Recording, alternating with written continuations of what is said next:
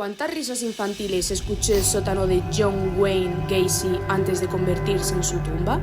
Bajo su casa, en un vecindario común y corriente, se escondía un cementerio improvisado. Un rastro de horror que dejó a la policía y al mundo entero en shock. Entre 1972 y 1978, un hombre carismático y aparentemente normal sembró el terror en Chicago.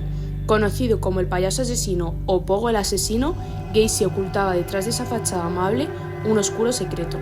Violó y mató a por lo menos 33 personas. 29 de ellos fueron encontrados enterrados en su casa y 4 fueron encontrados en el río Illinois. ¿Cómo logró engañar a tantos por tanto tiempo? ¿Qué lo llevó a cometer esos crímenes tan atroces? Y lo más inquietante, ¿hubo señales que pudieron evitarlo? Bienvenidos a Archivo X, donde hoy desentrañaremos la historia de John Wayne Gacy, uno de los asesinos en serie más perturbadores de la historia de Estados Unidos. Buenos días, soy Laura Mendoza y hoy tenemos con nosotros a dos agentes internacionales del FBI, Sara y Jimena. Estos no son sus nombres reales, pero los vamos a conservar por su seguridad. Hoy nos van a hablar de un caso que ellas mismas han investigado y han sido tan amables de venir hoy a desvelarnos detalles que no conocíamos. Chicas, ¿os importaría presentaros? Hola, buenos días. Yo me llamo Jimena y llevo unos cuantos años ya siendo parte del FBI y bueno, es un placer estar hoy aquí para hablar sobre este caso. Buenos días, yo soy Sara, al menos por hoy, claro, y como bien ha dicho Jimena, somos ambas agentes del FBI y estamos muy contentas de estar aquí hoy. Bienvenidas, chicas. Antes de comenzar con la avalancha de preguntas que tengo que haceros sobre el caso de Gacy, os pondré a vosotros espectadores al corriente. Corregidme si me equivoco en algo, pero por lo que sé, John Wayne Gacy nació en Chicago, Illinois. Su infancia estuvo marcada por el maltrato físico y emocional de su padre alcohólico, que lo despreciaba y lo llamaba con insultos homófobos. También a los 9 años sufrió abuso sexual. ¡Qué horror! Solo de pensarlo me entra un escalofrío por todo el cuerpo. También, por lo que sé, en 1964 se casó y tuvo 2 hijos, aparentando una vida normal mientras dirigía los restaurantes de su suegro. Sin embargo, en 1968 fue arrestado y declarado culpable por abuso sexual a menores, lo que llevó el fin de su primer matrimonio. Tras salir de la prisión, regresó a Chicago y compró una casa donde cometió la mayoría de sus asesinatos, ocultando los cuerpos en el sótano. Y también sé que en 1975 creó su personaje de payaso, Pogo, actuando en fiestas y eventos benéficos, lo que contrastaba horriblemente con sus crímenes ocultos. Después de poneros a vosotros espectadores un poco en contexto, nos adentramos en el caso de manera un poco más personal y directa. Jimena y Sara nos van a contar un poco sobre su experiencia y su papel en este caso tan impactante. Para empezar, la primera pregunta que yo creo que nos planteamos todo es ¿qué papel jugó su imagen pública en la dificultad para atraparlo? Pues sí, a ver, es que Gacy era un empresario exitoso, conocido por su participación en actividades sociales y caritativas, y bueno, aprovechaba su trabajo como payaso en fiestas infantiles para ganarse la confianza social. Además, cometió los crímenes en su casa, lo que permitió ocultar la evidencia por un largo periodo de tiempo. Y el hecho de que muchas de las víctimas fuesen jóvenes sin hogar o personas vulnerables dificultaba que fueran reportadas como desaparecidas. Sí, la verdad es que tiene bastante sentido. Por lo que sabemos sobre el caso, Gacy utilizaba varios métodos para atraer a sus víctimas, ¿no? Muchas veces las engañaba ofreciéndoles trabajo o promesas de dinero. Sí, así es. Una vez en su casa les mostraba trucos de magia o les pedía que la acompañaran al sótano, donde luego les sometía a torturas y les estrangulaba. Además, debido a su homosexualidad, todas sus víctimas fueron hombres jóvenes y el patrón de comportamiento fue similar a lo largo de los años. Me impacta esto bastante y vosotras, sobre todo que lo vivisteis personalmente, porque al final estuvisteis dentro de la casa, sí. Le conocisteis y visteis todas esas atrocidades que cometió. Sí, a ver, psicológicamente fue una experiencia muy desafiante desde el principio hasta el final. El caso de Gacy era sin duda uno de los más complejos y perturbadores que cualquier profesional podría enfrentar, y es que además nosotras en ese momento acabamos de entrar al FBI. Y bueno, cada descubrimiento añadía una nueva capa de complejidad y horror que hacía que el trabajo diario fuera más difícil, no solo por la magnitud del crimen, sino también por el impacto emocional que generaba en quienes estábamos involucradas en la investigación. Sí, efectivamente, o sea, el proceso de investigar este caso cada vez nos resultaba más desgastante e impactante, sobre todo porque, como ha dicho Sara, para ambas era de nuestros primeros casos. Uno de los mayores retos fue también la falta de pruebas físicas al principio de la investigación, además de que las autoridades tenían que lidiar con la falta de denuncias de desapariciones, ya que muchas de las víctimas de Gacy eran personas que pasaban desapercibidas en la sociedad. La verdad es que después de lo que me estáis contando os admiro bastante porque yo en vuestra situación no sabría cómo gestionar todas estas emociones que os tenéis que haber encontrado. Y una cosa que me llama también la atención que habéis mencionado es las autoridades.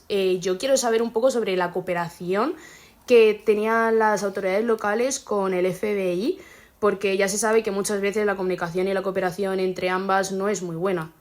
Pues, a ver, la cooperación entre las autoridades locales y el FBI en este caso fue crucial para el desarrollo de la investigación, porque aunque la policía local había comenzado a investigar a Gacy por la desaparición de varias personas, el FBI fue quien se involucró para ayudar con la recopilación y el análisis de evidencias forenses, así como para coordinar las entrevistas con testigos y todo eso. Yo creo que la coordinación entre ambas es muy importante porque al final del cabo pues compartís testigos, compartís evidencias y la verdad por lo que me habéis dicho bastante bien. Así que una vez dicho esto tengo otra pregunta que quiero saber cuáles fueron las pruebas clave que finalmente llevaron a la captura de Gacy. Pues a ver, la evidencia principal fue la aparición de cuerpos en su casa, específicamente en el sótano. Sí, o sea, la investigación comenzó cuando una madre denunció la desaparición de su hijo, Robert Pist, quien fue visto por última vez entrando en la casa de Gacy. Y a partir de ahí pues pudimos rastrear a más víctimas y damos gracias de que Gacy confesó los crímenes a su abogada, ya que eso fue obviamente pues crucial para resolver el caso. Me imagino y supongo que el impacto en las familias de las víctimas fue devastador, ya que al final es algo que no te imaginas que te puede pasar a ti nunca y el trato que se llevó a cabo con las familias cuando se descubrió todo, ¿cuál fue? Muchas de las familias de las víctimas no sabían muy bien lo que le había sucedido a sus seres queridos y el proceso de descubrir la verdad sobre su desaparición fue bastante traumático para ellos. Y más que nada nos llegaban muchísimas llamadas pidiendo actualizaciones del caso. Es totalmente normal y supongo que la familia de Gacy se implicaba bastante o es algo que ya sabrían ya que vivían con él, ¿no? No te creas, a ver, su familia vivió su arresto con sorpresa, ya que nunca habían sospechado de nada hasta su arresto, por muy raro que parezca, y sentían sobre todo pues, vergüenza y rechazo. La familia pues sufrió las consecuencias de Gacy y muchos cambiaron de vida, evitaron hablar del tema y se distanciaron del apellido para no ser asociados con él. Su familia más cercana y más cercana a los crímenes, por así decirlo, aunque no sospecharon mucho, pues su segunda esposa ya se había divorciado de él antes de que él fuera arrestado, porque veía comportamientos extraños y había un mal olor en la casa. Y aunque no tuvo contacto con él después, pues la noticia de sus crímenes la impactó bastante.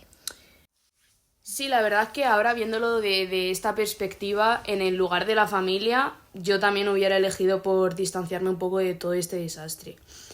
Bueno, ya chicas, para ir concluyendo con el caso, me gustaría saber un poco más acerca sobre el juicio final. Sabemos que fue arrestado en diciembre de 1978 tras una exhaustiva investigación que incluye el registro de la propiedad, donde se encontraron los restos de 29 víctimas enterradas en el sótano y en el terreno y 4 en el río, ¿no? Sí, además de la evidencia forense de los restos humanos encontrados en su casa, que fueron muy importantes para este caso, también se presentaron testimonios de sobrevivientes que lograron escapar de sus manos y pudieron identificarlo.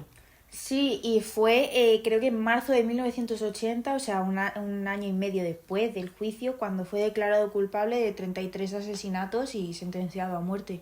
Sí, y a pesar de haber sido condenado a muerte, Gacy pasó 14 años en la prisión estatal mientras cumplía su condena, y durante todo ese tiempo su defensa intentó presentar pruebas de que estaba mentalmente incapacitado para ser ejecutado por tener un trastorno de la personalidad múltiple, pero bueno, se le hicieron pruebas y se rechazó, ya que dieron resultados negativos.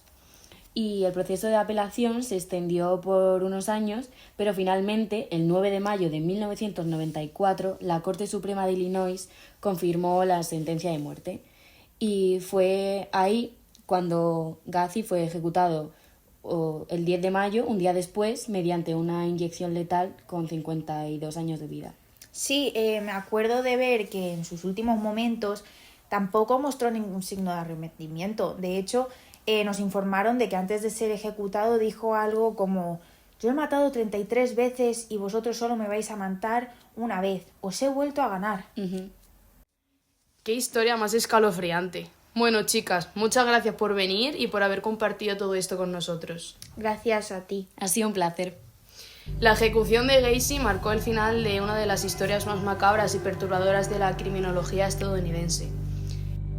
¿Qué pasa cuando el monstruo no vive en la oscuridad, sino en la casa de al lado?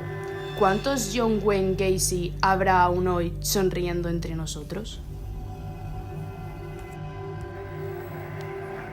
Hey, I got news for you. I killed 33 times. You're only gonna kill me once. Gacy outsmarted him again.